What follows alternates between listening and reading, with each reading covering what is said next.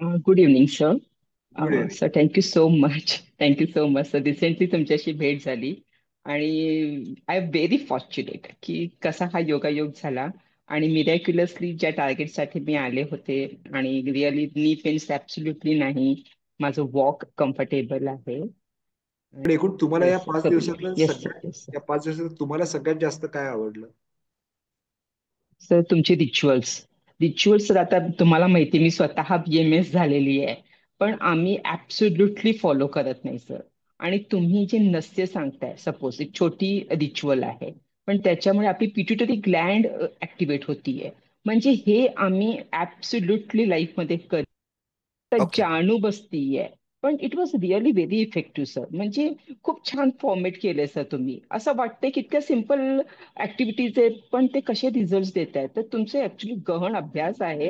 हे प्रॅक्टिकली तिथे आल्यामुळे मला कळालं सर. आणि within 5 days I am healed.